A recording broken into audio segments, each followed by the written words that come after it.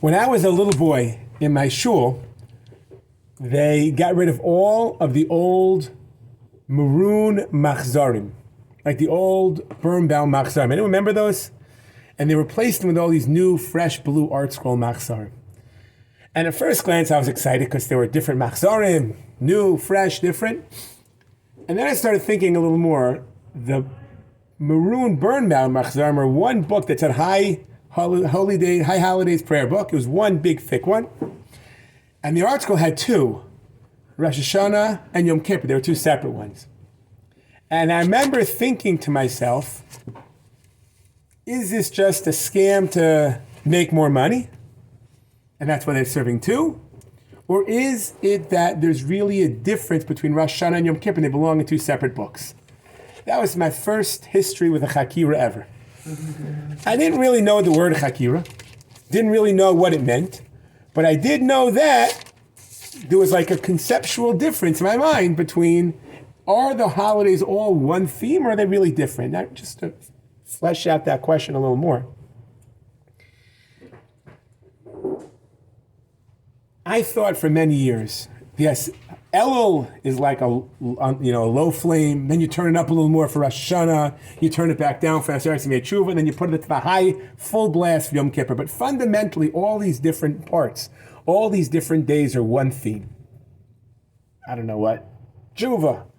There's intensified, deeply profound, intense tshuva like Yom Kippur. There's a little bit less intense, like Rosh Hashanah. There's something in between. There's something low. And like, it's just the question was quantitatively more or less intense.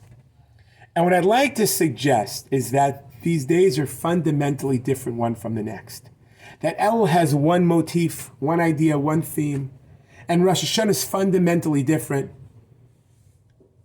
And the Esres Yimay Teshuva have their own uniqueness, their own elements to them. And Yom Kippur has its own, each of the different days has their own genre, their own motif, their own philosophy, their own ideas behind them. And I want to share with you what I think is going on. And I want to build it off of one interesting shita that I once heard in the name of Rabbi David Foreman regarding tshuva. But before I do that, let me just kind of zoom out and share with you a lot of information about tshuva for about 5 minutes or so, hopefully, and then I'll try to develop his theory. If I had to ask you, is tshuva a mitzvah? I want to share, it's a big discussion. I think there are 5 different opinions I've come across. 5 shitas, so to speak. Is tshuva a mitzvah? The simple shitas, the most straightforward shitas should be the easiest to, yes or no. There are those who believe the mitzvah exists. Yes, very simple. The Ramban writes on the pasuk, Ki ha-mitzvah zos asher anochi mitzavcha hayom lo nifleis mucha v'lo rachoki. What mitzvah are we talking about? The mitzvah of tshuva. The Sforno agrees. The Sefer HaChinuch as well quotes the mitzvah of tshuva as one of the mitzvahs. Different pasuk, but there are many Mefarshim who believe tshuva is a mitzvah. That's the most easy shita to understand. Is tshuva a mitzvah? Yes. Then, the next extreme is the second most equally easy to understand. Is tshuva a mitzvah? No. Who says that? The Minchas Chinuch thinks that's what the Rambam has in mind. The Rambam has a very interesting lashon. The Rambam says, famously, interestingly, that when a person does an avera, Kisheyaseh tshuva v'yashuv meicheto chayiv lisvados lefnei HaKel Baruch Hu. When a person does tshuva, Kisheyaseh tshuva, when they do tshuva, they're obligated to do vidui. Tshuva, optional. Vidui, mandatory. And therefore, I guess if you would say, Rabbi, I don't want to do tshuva, I would say, you don't have to. Or the Minchas Chinuch would say, you don't have to. It's not like, is tshuva a commandment or is it good advice? That's its machlokas. According to the Minchas Chinuch, it's beneficial, it's wise, it's smart, it's a way of getting rid of averos. It's definitely in your best interest, it's just not obligatory. And according to the Ramban, the Sforno, and others, it is. Those are the 2 simple shitas. There are those, I think a third shita, a fourth shita, the fifth shita. The last 3 are all going to be middle shitas. There are those who say that tshuva exists, but not daily, just on Yom Kippur. Tshuva doesn't exist every single day. It exists only on Yom Kippur when you do vidui. There's an intensification of the day, and therefore, is tshuva a mitzvah? The answer is, well, yes, but not always. It's kind of in the middle. You with me? It's maybe towards the no side, because 364 out of 365 days of the year, no. But it's a different shita. It is a mitzvah. It's just not every day. Mefarshim, I think, point to the Rabbeinu Yonah, maybe in the Sharei Tshuva, if I'm not mistaken, if not others, who believe that there is a mitzvah of tshuva. It's just not a daily mitzvah. Once a year. The last two shitas are the ones that are most nuanced, most sophisticated. One is Rabbi Soloveitchik and Ala Tshuva, and then we'll get back to Rabbi Foreman.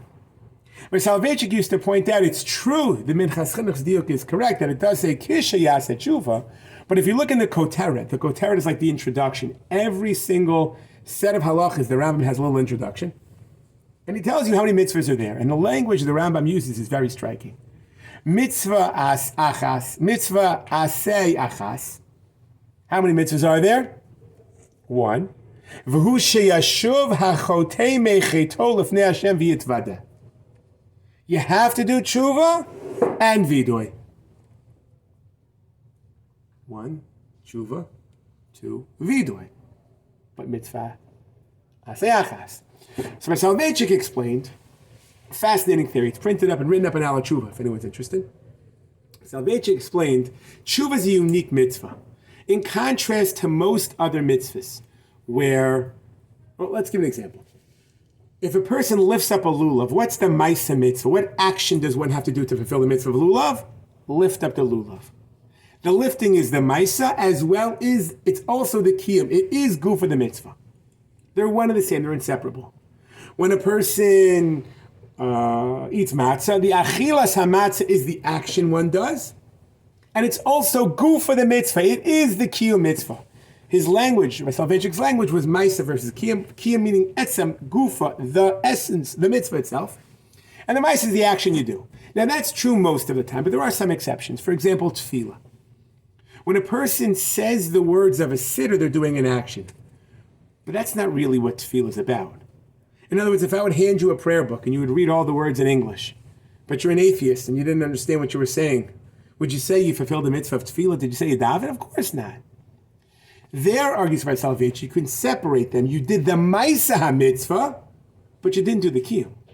You didn't really do the mitzvah. You just did some action which usually houses the mitzvah. You built the house without anything on the inside. In other words, the maisa mitzvah you may have accomplished, but there's no kiyum over here because you didn't actually talk to God. Even if you believe in God and you didn't know you were davening. So therefore, Soloveitchik says some mitzvahs you can actually separate. There's room for distinguishability. You can break apart the mitzvah from the maisa to the kiyum. The kiyum is the mitzvah itself, tefillah, while the maisa is the action. Interestingly enough, he points out that may be the same by avelus as well. Avelus, the actions are don't wear leather shoes and don't wear tefillin the first day, but those are just a bunch of actions. What avelus is, it's an emotional distance from the Rabbanu Shalom. It's like feeling God smacked you in the face. It's feeling God said, I don't want to take care of you. You feel like a little hurt, sense of distance. That's the mitzvah of avelus. It's just all the meisim or all the things that we do to help frame or house the mitzvah. Similarly, Rabbi Soloveitchik argued, maybe this is true by tshuva and vidui as well. What's the real mitzvah? The mitzvah is drawing close to God. It's tshuva. It's growing into become a better person. It's religiously developing. It's progressing spiritually. It's removing the averis you've done, cleansing. Soloveitchik used to like to speak about two levels.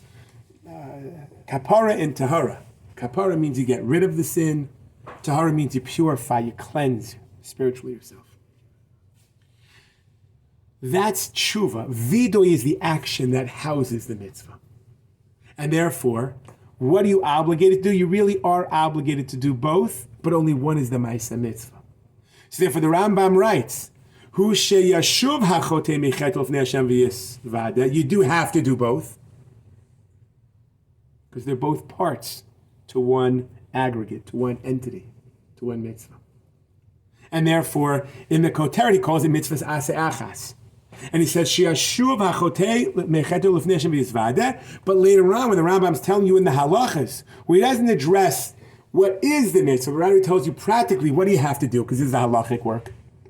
What does one have to do? One has to do vidoy. One has to say vidoy. And therefore, kishiyashuv mecheto, kishiyashuv, kishiyaset shuva, v'yashuv mecheto, then chayav lehisvados. Here's the action you do when it comes time to do the so the Soloveitchik, that is what's going on over here, and it's a beautiful, well-known pshat in Rabbi Soloveitchik. Could be you're familiar with it, could be not. The last idea, number 5, I think is the most creative, the most original, and it will serve as an excellent springboard to answer and hopefully give us a new perspective on all of this holiday season that we've been dealing with.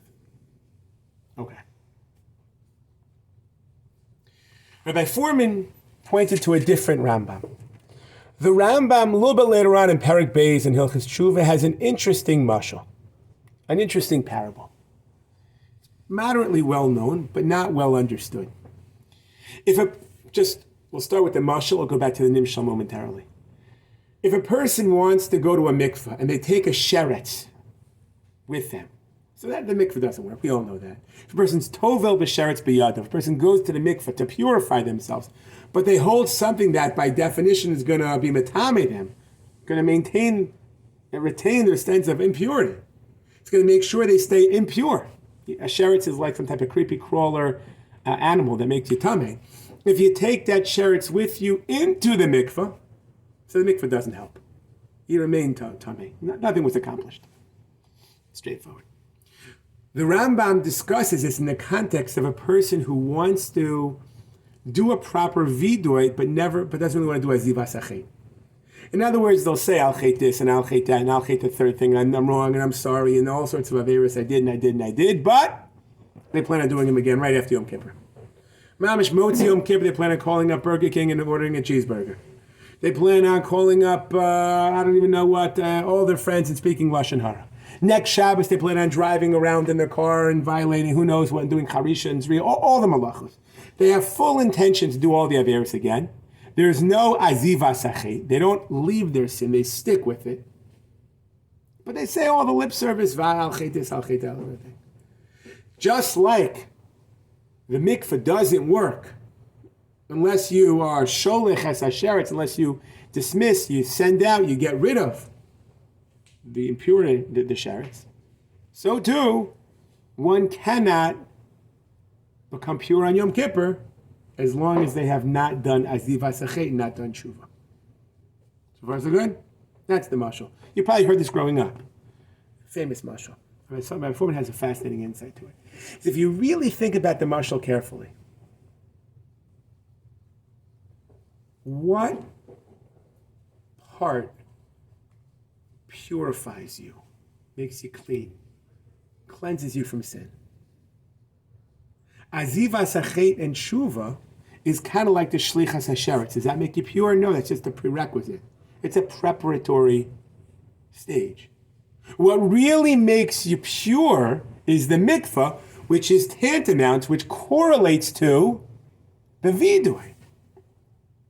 And almost at 180 degrees in the opposite direction, Rabbi Foreman argues not that tshuva is the ikar and vidoy is just the maisa, like Rabbi Soloveitchik had suggested, but rather, really the opposite is true. Vidoy is the ikar. Vidoy is what's central. Vidoy is what purifies a person. It's the vidoy that makes you spiritually clean. That's the mikvah. It's just that tshuva is a prerequisite. It sounded like a very clever and careful lining up of the mashal to the nimshal. That was the first thing Rabbi Foreman did, which I thought was very, very smart. Brilliant. Sharp. Responsible. Then he said a second thing, which I thought was even more clever. He explained it. Why should that be the case? Who would have thought that way? Who would have thought that vidoy is the zenith, that's the religious climax, and the tshuva is just a prerequisite? And he formulated it, if I remember correctly, I heard it years ago in the following fashion. I thought it was a very nice formulation.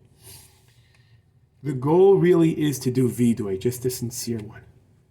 A genuine one that's not lip service, one that's not where you clap and you bang and you say whatever it says in the siddur and you don't mean anything. And what's the best way to ensure that the vidoy is authentic? that the vidui is sincere, that the vidui is real, it captures what you actually mean, the answer is you got to prepare a little bit in advance. That's called tshuva. That's called azivas achet.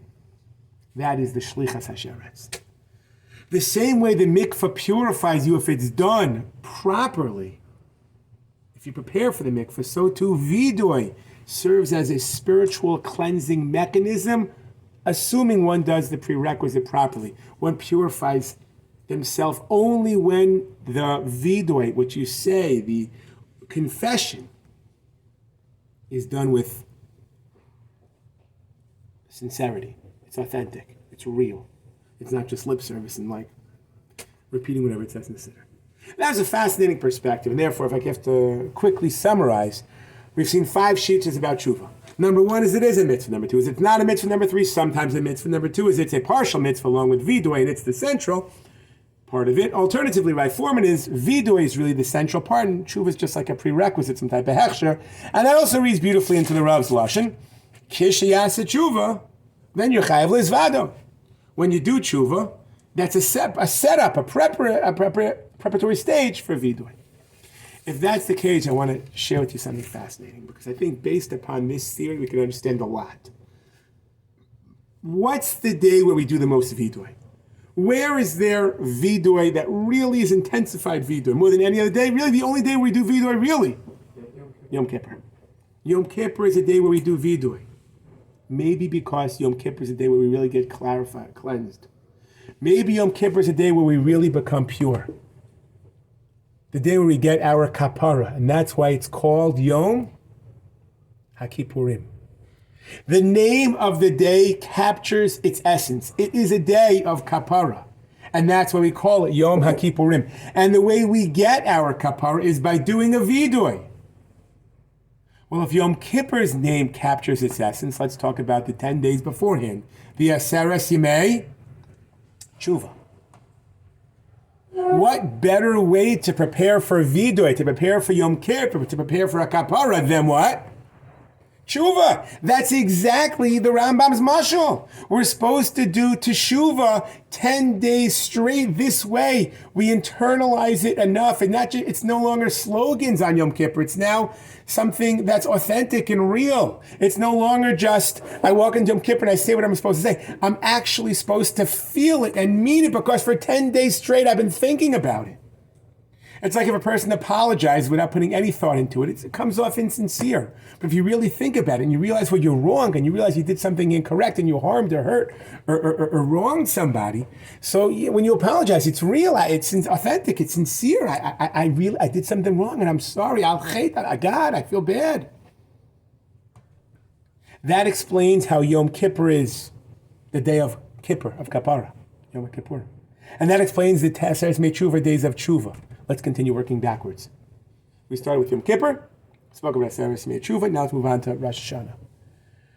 Well, if Yom Kippur's theme is captured in its name, and the Esres Yimay Teshuva, that motif, that genre, that idea is captured in its name, let's continue working forward to Rosh Hashanah. What are we celebrating on Rosh Hashanah? What did we celebrate on Rosh Hashanah? Funny situation, right? Like, what do we celebrate on Rosh Hashanah? New Year's Day? If we don't celebrate it, we do in Chutzlar. It's New Year's Day. Why even celebrate a New Year? It's just another day on the calendar. I think on Rosh Hashanah we're celebrating, and what's brought down in all this farm is Hashem's Malchus. HaMelech. We celebrate God being the king. You know what day he became the king? Do you know what made God the king? Why is Hashem the Melech? When he created the world, he became the Melech of the world. Rosh Hashanah was a day where he created it, and therefore, ipso facto, crowns himself Melech. Now, what does it mean to have a Melech? What does it mean for God to be our Melech? There's probably a lot to it, but one of the most central driving forces, driving themes, central ideas of a Melech is that when he says something, you listen.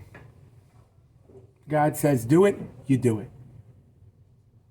Now, there's a lot more to mitzvahs than just that, but this is certainly one central theme. You like the mitzvahs, you don't like the mitzvahs, is almost irrelevant because God says do the mitzvahs. You listen to God. He's God. He's the Melech. There's more to mitzvahs than just that. There's emotional connection and spiritual value and religious growth, and you become a better person and you develop spiritual, all sorts, and more than what I mentioned. But on the most basic level, one of the central components is you do what God says because He's God. And because we never live up to that expectation, because we're imperfect, flawed and sin, because we're human, and therefore incapable of achieving perfection, by definition, we've always kind of let ourselves/God down a little bit. And therefore, it's not surprising that right after Rosh Hashanah, where you crown God Melech, you do a little bit of introspection and you realize, wow, I need tshuva. Tshuva is a natural outgrowth. It's noveya. It's the natural result. It's a ramification of Rosh Hashanah. Because Rosh Hashanah, God became the Melech. And that's why it's called the Yom Hadin as well. Why is God the one doing din? The answer is because who does the one who gets to do din? Who's the one who who's the judge? The answer is the one who's in charge. The one who makes the rules, implements the rules, the person in charge. Yom Hadin, Yom Malchus, they're all under one umbrella. It's all one theme. It's all under one rubric. It's all under one genre. It's one idea. And if that's the case, it leaves us with just what Elul all about. And if Yom Kippur is a day of Yom Kippur is a day of Kapara, and the Esres Yimay Teshuva is a day of Tshuva, and the Rosh Hashanah is a day where Hashem created the world, and therefore we're celebrating Him becoming the Melech because it's the Rosh of the Channah. So I wonder if Elul also somehow in its name captures its essence. Somehow if it's reflected in the title. We all know the famous Rashi Tevos for Elul is Ani L'Dodi V'L'Dodi Li. In the Chassidus Shalom they say HaMelech B'Asadeh, which basically means Hashem is no longer in His palace. He's no longer unavailable, unapproachable. He's no longer like, He comes out. He's looking to greet the layman. He's looking to meet and interact with you. Ani L'Dodi V'L'Dodi Li means there's a tight, warm, intimate love affair between me and God. And the reason why I think that's important is because it's not easy to make Hashem your Melech. It's very, very challenging. The reason why Klal Yisrael were given 2 crowns by Nasev and Nishmas, because Nasev and Nishmas requires so much faith, so much trust. To be able to say, I'll live my life based upon a system that I don't even know what it is. If I told you I wrote something down on a piece of paper and put it in my pocket, I want you to live your rest of your life by this rule, you'd be very, very hesitant to do so, to commit to something like that. You don't realize what Nasev and Nishmas is a deep sense of trust. And by the way, in general, love and trust are deeply connected. It's difficult to love someone you can't trust, and deep trust allows you to grow and love more. That's why when you tell secrets to someone, you feel more close to them automatically. You trust them, you feel like you like them more, you want to share more with them. They play off each other. A lot of times Talmidim walk over me and say, Rabbi, I'm going out with a girl for 6 months, 3 months, 2 months, 8 months, 3 years, I don't know. Each guy different. I'm not sure if she's the right one. And I say, there's a lot to be thought about, and we should talk more, but one of the central questions is, do you trust her with everything? Do you trust her with your happiness? Do you trust her with your children? Do you trust her with your reputation? Do you trust her with your money? Do you trust her with your emotion, because you're opening yourself up to vulnerability by falling in love? Do you trust her? If the answer is yes, that says a lot. And if there's no, it says a lot also. Is that the be-all and end-all? I don't know. If there's one be-all and I don't know.